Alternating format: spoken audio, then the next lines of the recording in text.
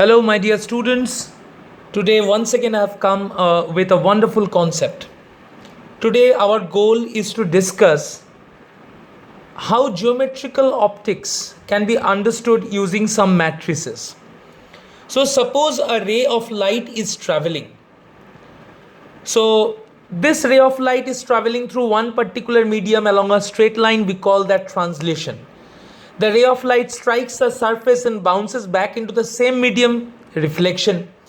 A ray of light transmits, it travels from one optical medium to another optical medium, suffering a change in speed, refraction, right? So, our goal is to visualize all these setups from their usual ray diagrams into matrices. Okay, so we want to see matrices in these rays. How we will do that? Let's get started. So first topic is translation. Suppose this ray of light is traveling along a straight line in the same medium whose refractive index is n1. We have considered 2 points P1 and P2. They are separated by a horizontal distance t along the x-axis. Now before we progress with this particular approach, a few assumptions. First and the foremost thing, that this lens, the principal axis of the lens, coincides with the x-axis. Okay, that is number one. Number two, the setup is perfectly symmetric in every possible approach. And the third one is, we are only discussing about paraxial rays, means rays which are grazing to the principal axis.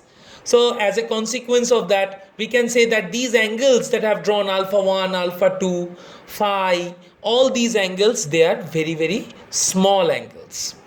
So these are our assumptions. So when a ray of light is translating along a straight line in a particular medium of refractive index n1, I have considered 2 points on its path. P1 point is at a height y1, P2 point is at a height y2. If I draw horizontal line which is parallel to x-axis, here the line makes an angle alpha 1, here alpha 2. Very clearly we can say that in this particular case, alpha 1 equals alpha 2. We don't have any doubt in that. So what can we say regarding this particular journey of the ray of light from P1 to P2?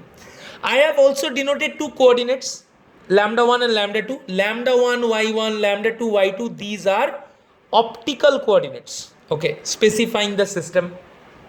For your knowledge, let me tell you that lambda is n times alpha, n refractive index. Alpha is the angle made by the ray of light with the horizontal at that particular point. Okay, so n alpha, that means if I say lambda 1, so that will be n1 alpha 1. Okay, and if I say lambda 2, so that will be n2 alpha 2. And we know that n1 and n2 alpha 1 alpha 2 are equal. So as n1 equals n2, alpha 1 equals alpha 2. So therefore clearly lambda 1 equals lambda 2. So that's my first equation. Second thing that I can say, that if I say y2, what will be my y2? So y2 is y1 plus t tan alpha 1. You see, tan alpha 1 means this small distance. Tan alpha 1 is this small distance by t. So I can write that this small distance from here to P2 is nothing but t times tan alpha 1. So y1 plus t tan alpha 1, and that is nothing but y1 plus t alpha 1, since for paraxial rays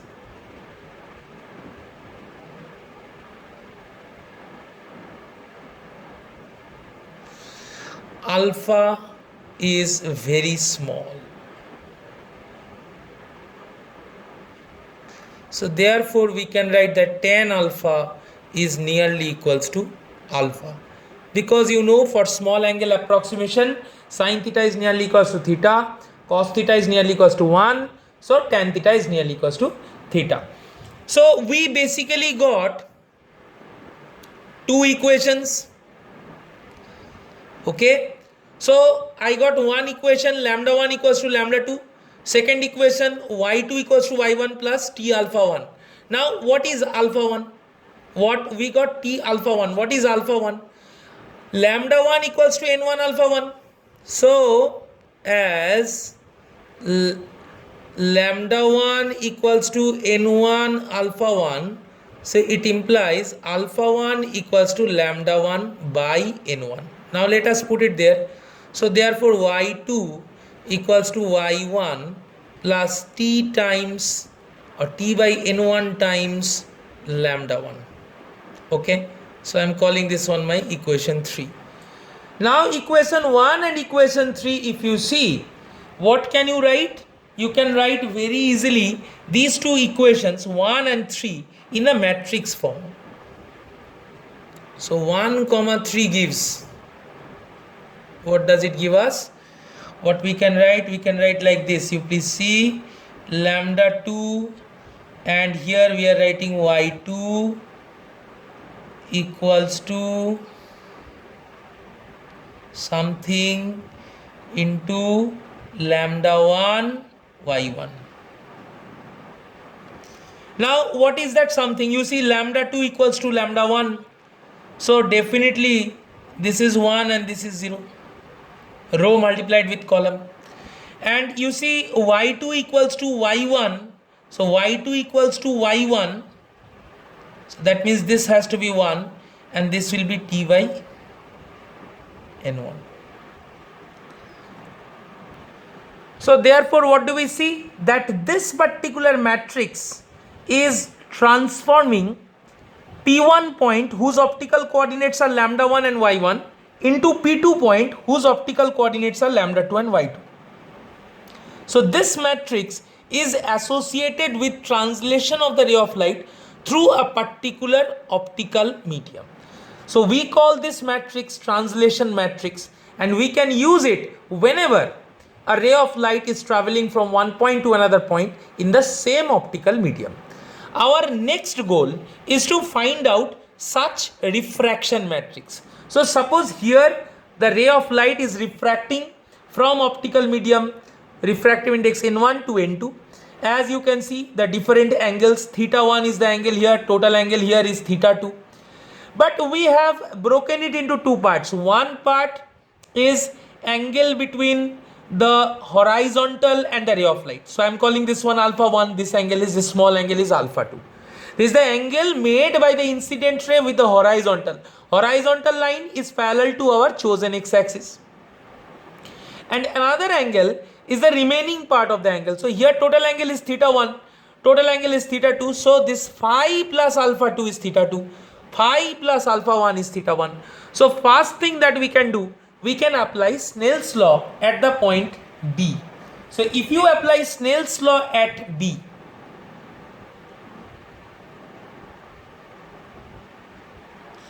so Snell's law at B, so what you can say? You can say n1 theta 1 equals to n2 theta 2. Again, why we have not written sine? Because these are all small angles, paraxial ray assumption. So therefore n1 theta 1 will be alpha 1 plus phi equals to n2 alpha 2 plus phi,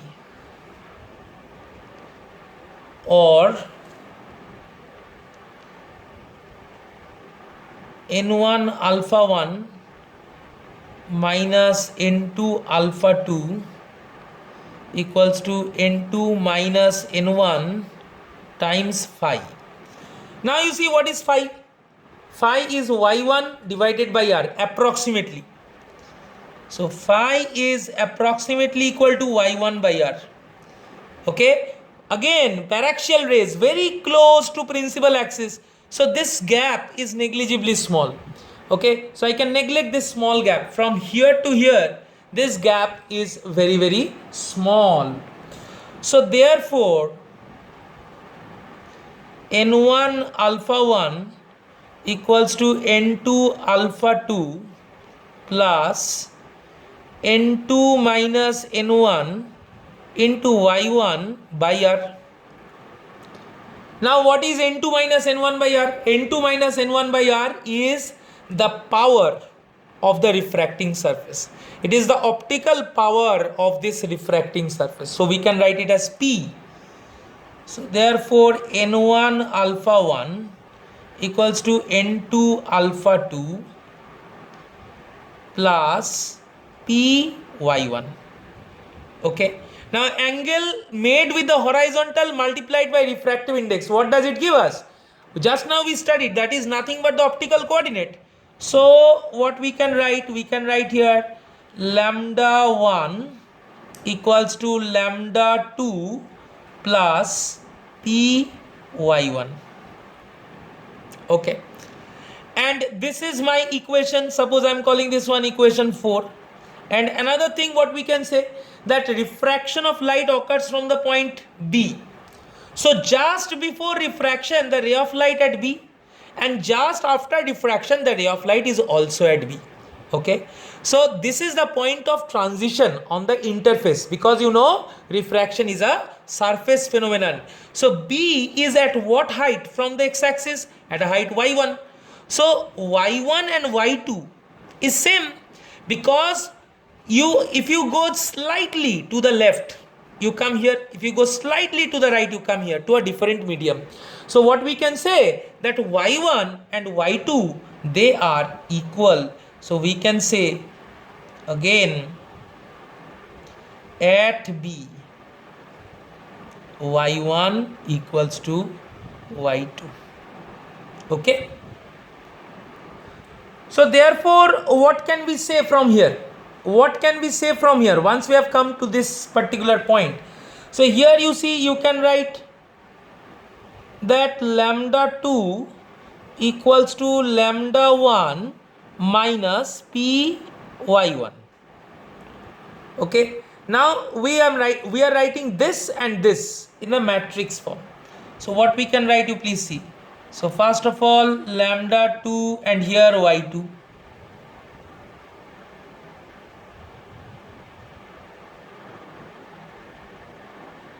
Second of all lambda 1 and here y1.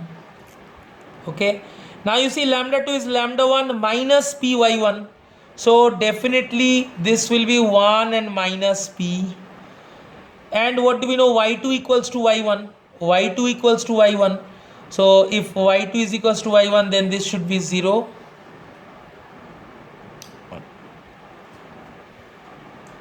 So that's the transformation matrix. That's the transformation matrix that you get for refraction of light. So this matrix, this particular matrix is for refraction of light. So from here we got the refraction matrix 1 minus P 0 1, where P is N2 minus N1 by R. It is plus R because we are moving along the direction of light according to Cartesian sign convention. Okay, this particular point O basically represents the center of curvature of this spherical surface. So this line is the optical normal. Alright, so I hope you understood the refraction matrix and translation matrix. So this was your step 2. Now if we want a reflection matrix, what we will do? So for reflection matrix, all you got to do is the same case that you did for refraction. You change this particular angle theta 2 by minus theta 1. Okay, and n2 by minus n1. So in reflection, whenever the reflection of light occurs, the ray of light bounces back into the same medium. Okay, the ray of light bounces back into the same medium.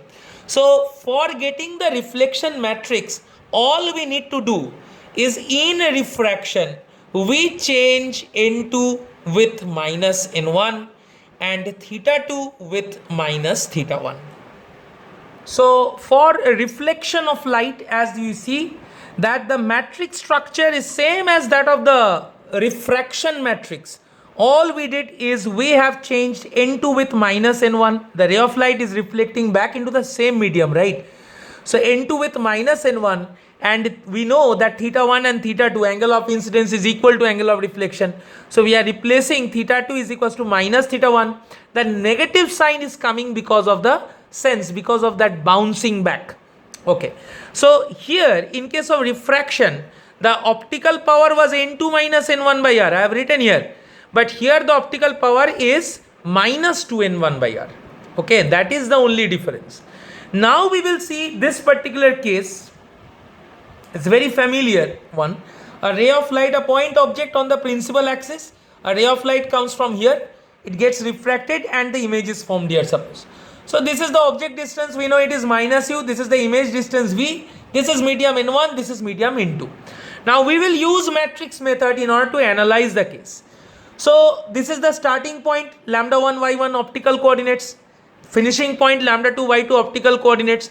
So what is happening? Translation here. So at first there is translation from here to here. Then at this particular point a refraction of light occurs, and again translation occurs till here. So if I write the matrix form, how shall I write? Lambda 2 y2 is equals to this translation matrix into this refraction matrix into this translation matrix. You always go from image to the object. Okay. So here lambda 2 y2 will be this translation matrix, this refraction matrix, and back to this point by translation. So translation, second translation, fast refraction, fast translation. Okay. So in this particular given example, so what we can write in the example, what we can write lambda 2 y2 will be equal to translation 2 refraction 1 translation 1 lambda 1 y1. See, I have drawn no ray diagrams, I have drawn written no equations. I am just doing matrix. So what can I write? Let's see. So lambda 2 y2 equals to T2. T2 is this translation matrix is this. So 1 0, let me write 1 0. Then distance by n1, you are always measuring all distance from this point, that is your origin, along the direction of light. So V is positive. Okay, so what can we write? We can write V divided by what is the refractive index? N2. So distance by refractive index. So what we can write? V by N2 and 1. So this is my T2. Then you come to R1. So fast refraction occurs here, fast refraction. So 1 minus V, 0, 1.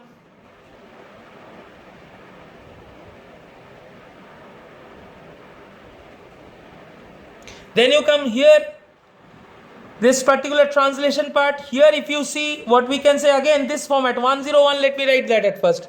So this is 1 0 1, and here what is the distance? Minus u, and what is the refractive index? N1. So what we will write? We will write minus u by N1. And finally, of course, lambda 1 y1. So now all you got to do is do these three matrix multiplications. That's all.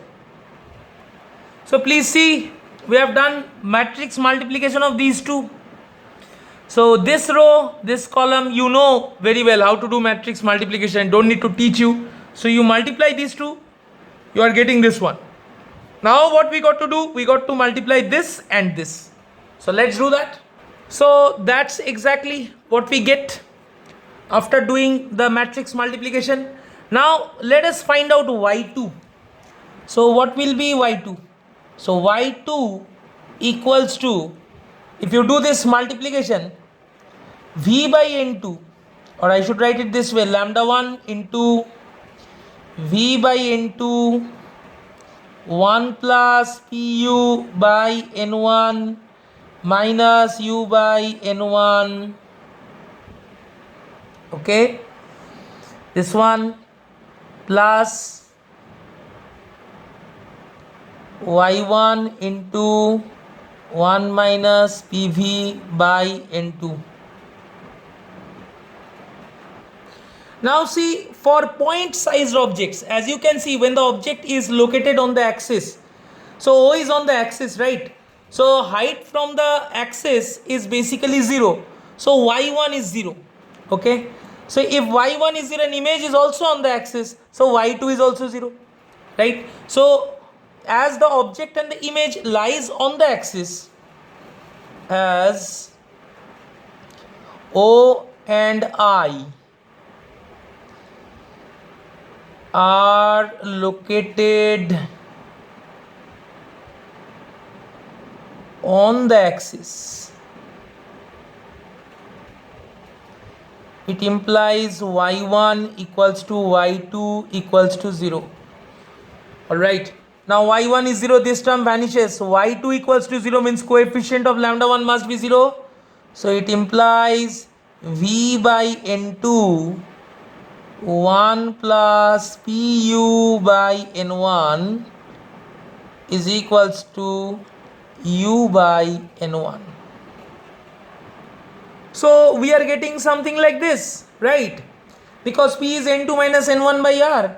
So now let us multiply all the terms by n1 n2 by uv. So if you multiply v by n2 as n1 n2 by uv, so what will you get?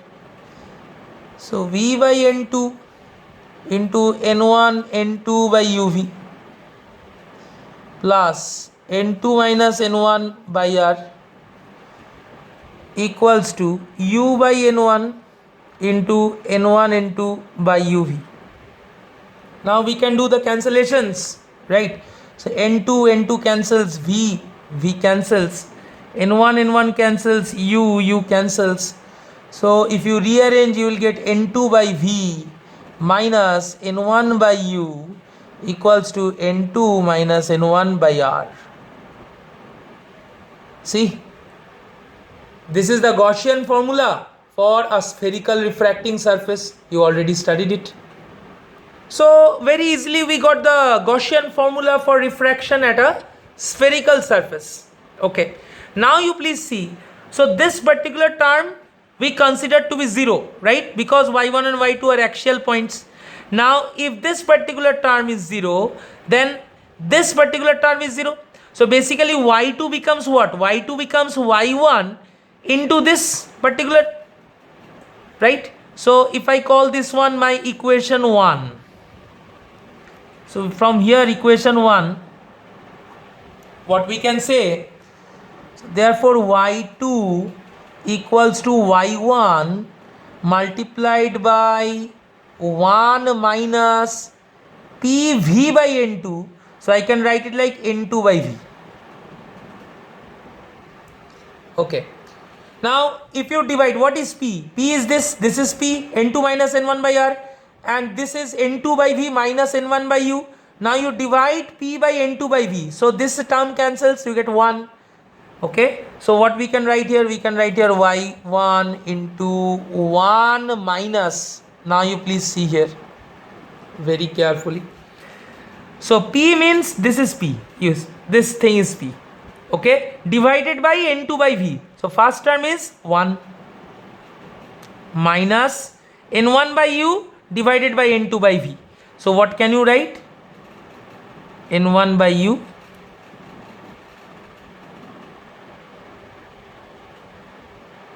okay. So magnification you can find out, linear magnification. What is linear magnification? Height of the image by height of the object. In our analysis we chose point object.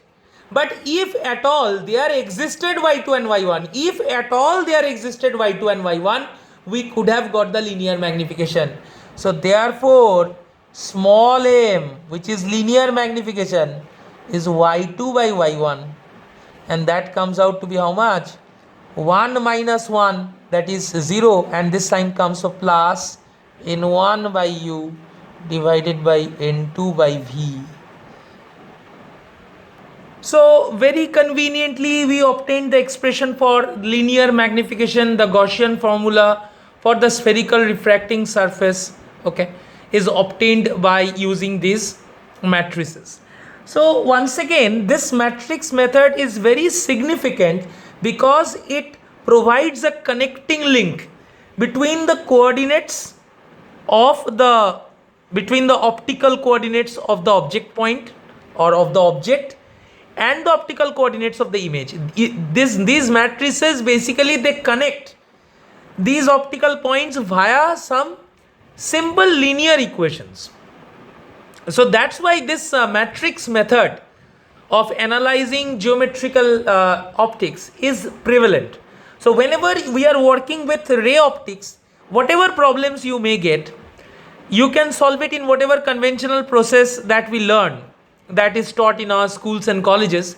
But this is a significantly important method to means you can also give it a try solving those numerical problems using this method, okay, and see whether you are getting everything, getting the correct answer or not. So actually what happens using matrix method, you understand how the image point and the object point they are connected, and you will get several linear equations, and equations tell you a whole different story of the light, okay, about the path of light, how things are formed. But one very important thing we should not we should not forget in this whole discussion. What is that? Number one, we are considering an ideal system, okay. The system is coaxial, it is symmetric, and we have taken paraxial ray assumption. So if I talk about the assumptions, it is a coaxial, symmetric system,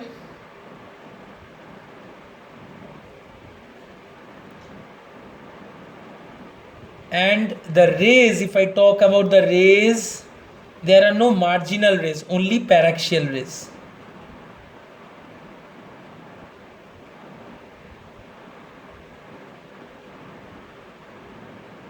Okay, so that pretty much justifies our entire analysis. I hope you found this useful. This is a unique way of analyzing geometrical optics at the +2 level.